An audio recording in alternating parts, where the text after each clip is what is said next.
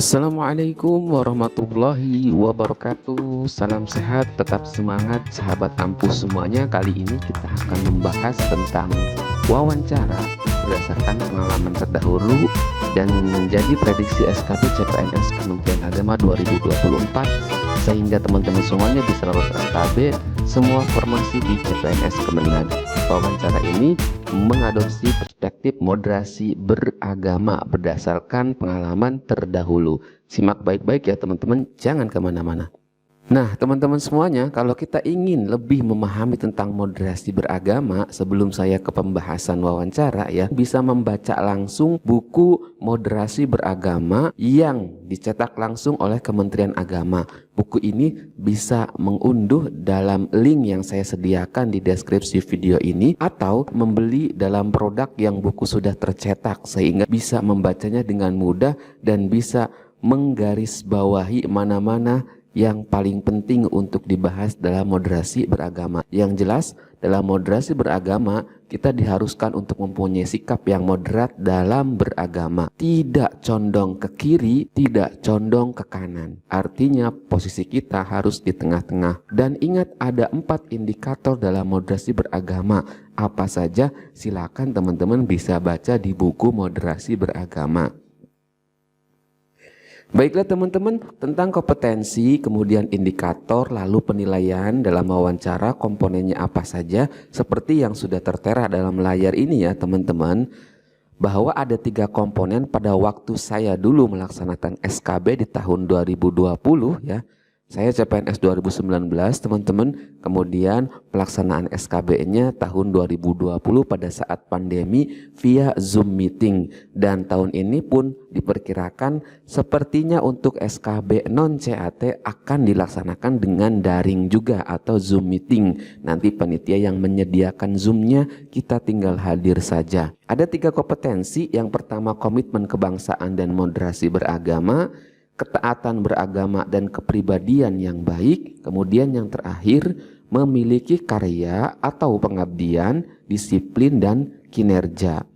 Dari ketiga indikator itu masing-masing berbeda indikatornya. Yang komitmen kebangsaan dan moderasi beragama, indikatornya pertama komitmen berbangsa dan bernegara. Para ASN Kementerian Agama harus memiliki komitmen yang kuat terhadap bangsa dan negara, menjunjung tinggi ideologi Pancasila, Undang-Undang 45, Bhinneka Tunggal Ika, dan NKRI. Jangan sampai kita tidak memiliki ideologi itu. Kemudian hubungan antar agama. Dalam menjalin hubungan antar agama berarti agama Islam, Hindu, Buddha, Protestan, Katolik, Konghucu itu juga harus memiliki sikap moderat dalam antar agama. Tidak boleh berselisih paham, tidak boleh berpikiran radikal terhadap agama yang lainnya, tapi kita harus menjaga komitmen berbangsa dan bernegara. Maka dalam hubungan antar agamanya pun harus damai, sejahtera, saling beriringan,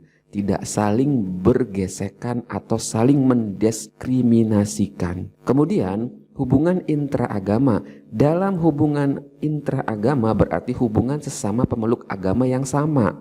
Karena kan kita sendiri ada berbagai madhab. Nah itu kita harus menyikapinya dengan moderat. Tidak boleh kita terlalu membesar-besarkan kelompok kita misalkan. Karena kita adalah Nahdiyin misalkan ya. Kemudian menyepelekan kelompok yang lainnya.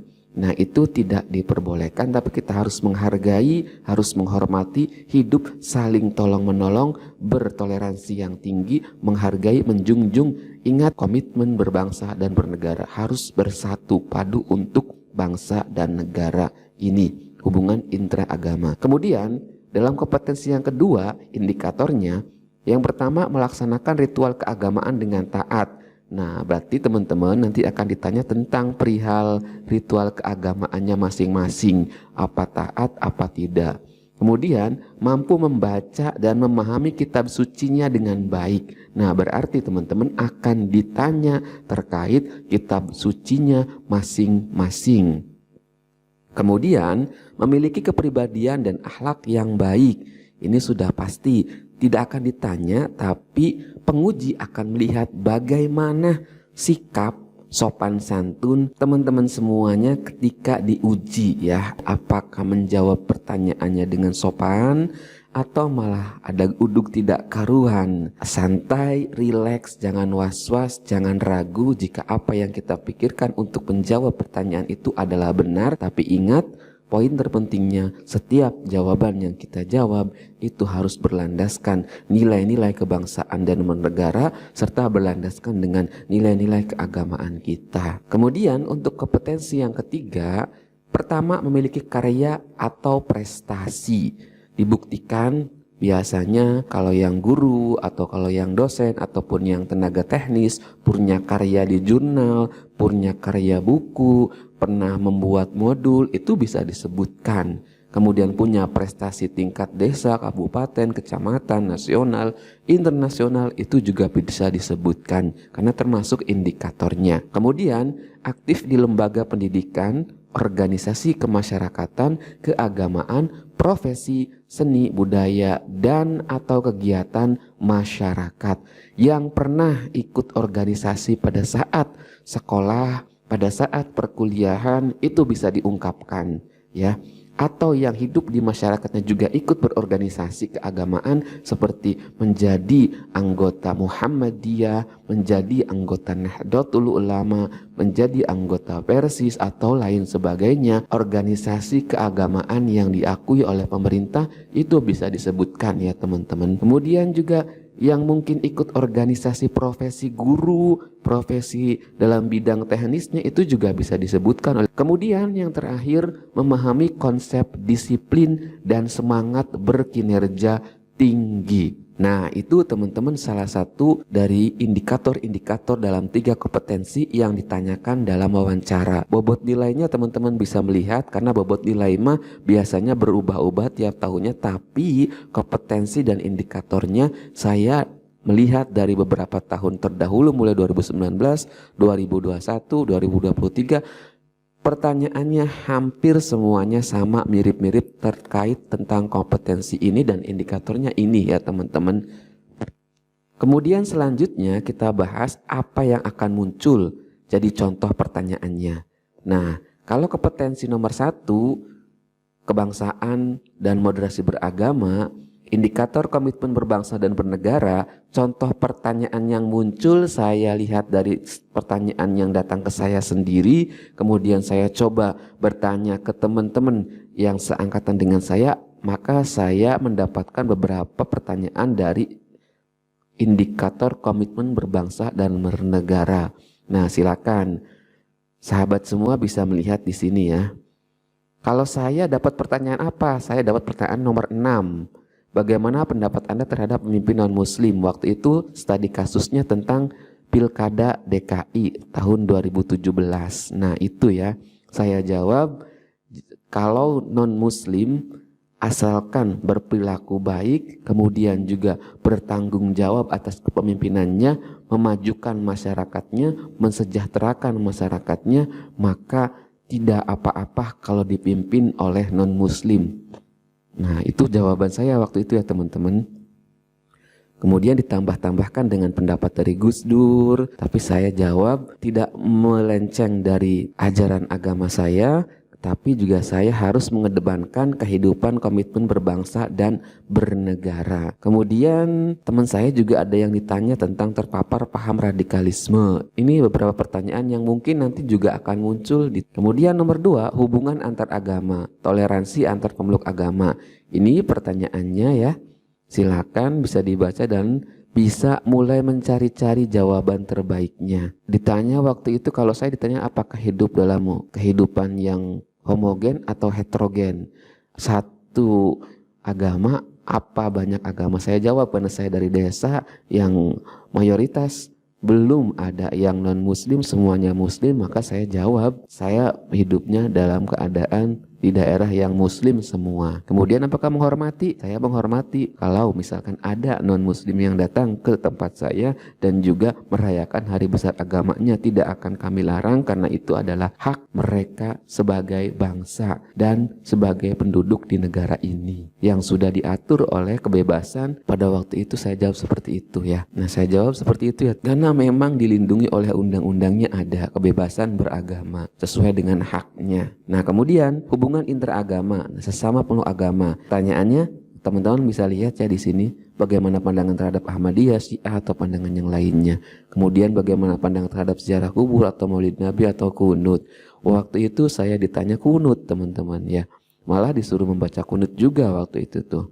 Saya membaca kunut juga, terus bagaimana pendapat kunut dan bagaimana tidak pendapat kunut. Saya jawab masing-masing Pak, karena memang punya madhab, punya pendapatnya masing-masing. Kita tidak perlu mempersalahkan masalah. Kita tidak perlu mempermasalahkan masalah ini karena sudah punya dasar masing-masing. Yang penting kita benar-benar menjalankan ibadah sesuai dengan madhab yang kita anut di agama kita masing-masing. Itu jawaban saya waktu itu ya. Nah, itu pertanyaan terkait pertanyaan dari kompetensi nomor 1. Lalu bagaimana kompetensi nomor 2? Nah, ini nih teman-teman bisa lihat ya. Indikatornya ada, ini contoh pertanyaannya. Nah, saya tidak akan membacakan semuanya ya, saya membaca sekilas saja. Nah, melaksanakan ritual keagamaan dengan taat, waktu itu saya disuruh membaca doa kunut. Karena saya juga termasuk orang yang berkunut, maka saya bacakan doa kunutnya sampai selesai. Apakah disuruh praktek sholat? Waktu itu saya tidak, tapi teman-teman saya ada yang disuruh praktek sholat wajib, ada yang disuruh praktek sholat jenazah, ada yang disuruh berkhutbah malah ya. Silakan teman-teman bisa mencari jawaban-jawabannya mulai dari sekarang. Kemudian yang indikator yang kedua, mampu membaca dan kitab suci dengan baik. Nah, ini saya langsung ditanya, silakan buka juz berapa, ayat berapa, lalu disuruh membacakannya. Saya langsung buka dengan cepat tuh. Makanya kita harus sudah mulai bisa menghafal nih.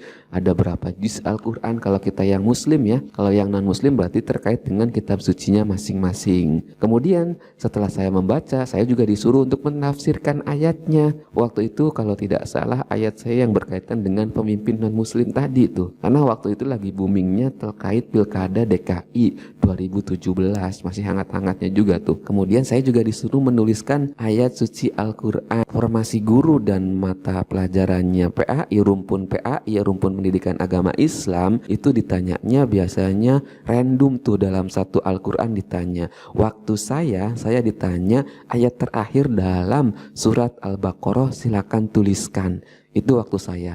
Tapi kalau yang mata pelajaran umum itu kebanyakan di juz 30 ya. Kemudian untuk yang indikator ketiga, memiliki kepribadian dan akhlak yang baik. Nanti dikaitkan dengan bagaimana sikap dalam menjawab pertanyaan dari penguji, termasuk dalam sopan santun sebelum, ketika, dan setelah wawancara. Nah, itu harus benar-benar diperhatikan. Teman-teman semuanya bisa melihatlah bagaimana cara yang sopan santun ketika berwawancara. Kalau ada yang tidak sopan, ini bisa menjadi nilai minus teman-teman semuanya. Kemudian yang ketiga, yang memiliki karya dengan 3 indikatornya, contoh pertanyaannya yang pertama, memiliki karya atau prestasi. Nah, ditanya tuh ya, sudah punya karya tulis apa, bentuknya apa. Nah, seperti itu ya. Biasanya ada yang disuruh menampilkan jurnalnya, ada yang disuruh menyebutkan saja terbit di mana, kemudian prestasi apa yang pernah Anda peroleh.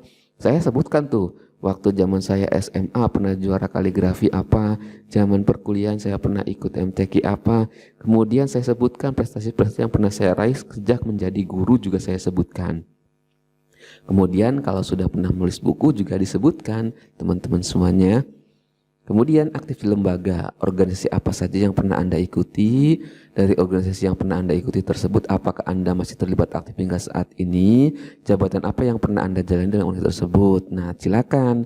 Ingat, organisasinya adalah organisasi yang diakui oleh pemerintah Indonesia ya teman-teman, kata kuncinya.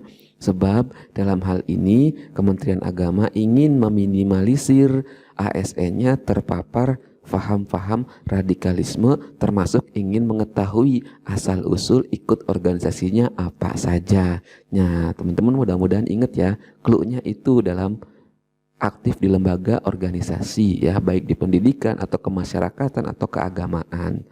Kemudian yang terakhir nih, memahami konsep disiplin dan semangat berkinerja tinggi. Nah, teman-teman nanti akan ditanya nih, seperti contoh pertanyaan 2 ini ya. Silakan teman-teman nanti siapkan jawaban terbaiknya. Jawabannya harus jawaban yang positif ya, seperti tes TKP dalam SKD. Nah, itu teman-teman kali ini tentang pembahasan wawancara. Berikut dengan kisi-kisinya berdasarkan pengalaman saya waktu tahun terdahulu. Dan saya cek juga di tahun sebelum-sebelumnya masih sama indikator dan kompetensinya seperti ini. Mudah-mudahan video ini bermanfaat. Tetap semangat selalu. Kalau ada yang ingin ditanyakan silahkan tulis di kolom komentar. Jangan lupa like, jangan lupa share kalau video ini bermanfaat. Terima kasih. Wassalamualaikum warahmatullahi wabarakatuh. Semoga semuanya yang dimaksudkan hasil maksud. Jangan lupa tetap berdoa. Jangan lupa minta doa restu dari orang tua, suami atau istri ataupun saudaranya. Doa dan restu adalah senjata yang paling berharga dalam menghadapi segala ujian. Terima kasih.